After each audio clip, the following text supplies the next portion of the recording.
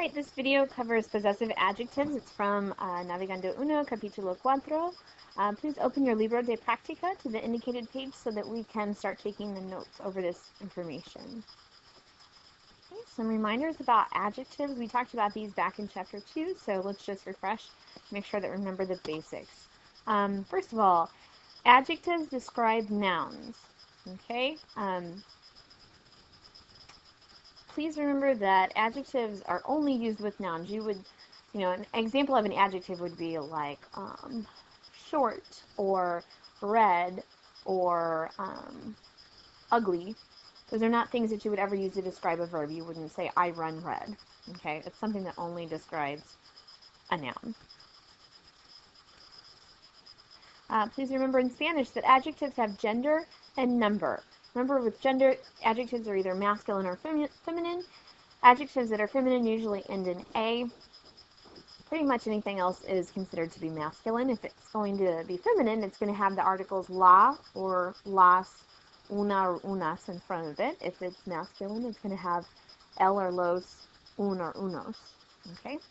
And then number. The number indicates plurality. So if you're talking about more than one of a type of noun, like if you're talking about 7 different tables, okay, you want to say I have 7 blue tables. Since tables is plural, your adjective also has to be plural. Adjectives that end in E, L, or N do not have gender, but are either plural or singular. So inteligente, for example, ends in an E.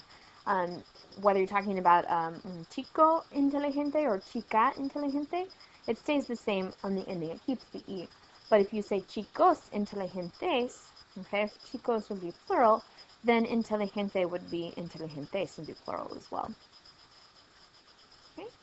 And finally, adjectives that end in a vowel are made plural by adding S, and the ones that end in a consonant are made plural by adding ES.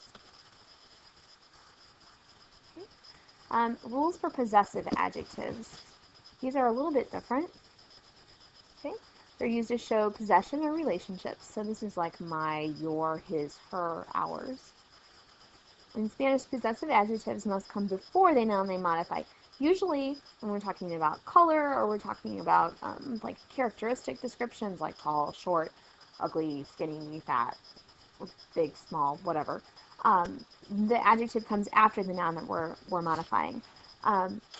These possessive adjectives, like mine and yours and such, come in front of the noun they modify. So if you want to say my book, you would say mi libro.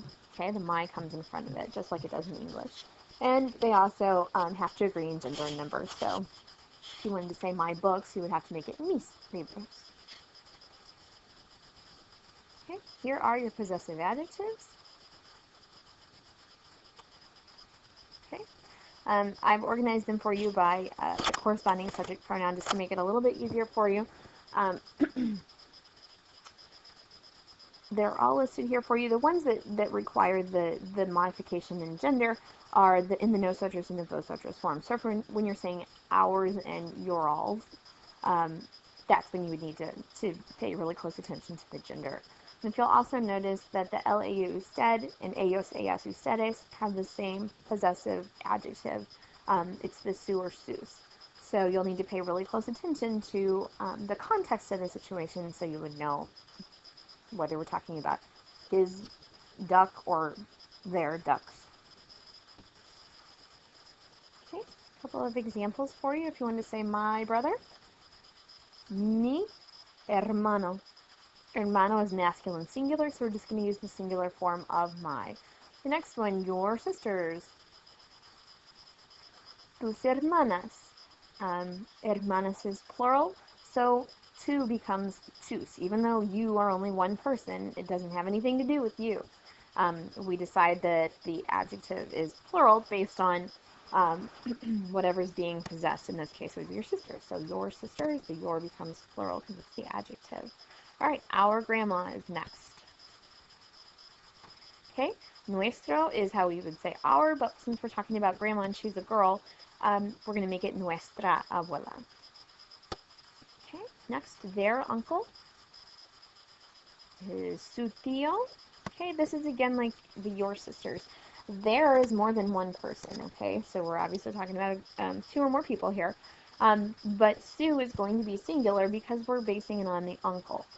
We only have one uncle in this situation, so it's going to be Sue instead of Sue's.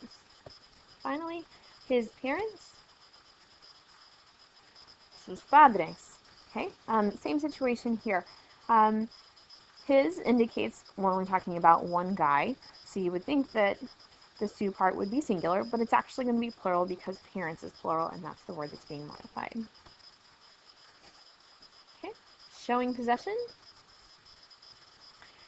There is no such thing as an apostrophe S in Spanish. I see people writing things all the time, like Marco's libro. That is not correct. We have to stop writing that. It is not correct. That structure doesn't even exist in the Spanish language.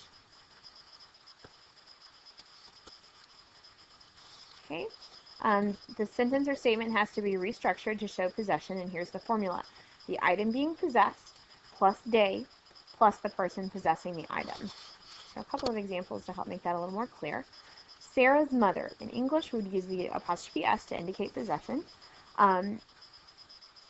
In Spanish, it's restructured completely differently. So it's la madre de Sara. So the item, or in this case, the person being possessed, we're showing a relationship here. So la madre, the mother. De means of.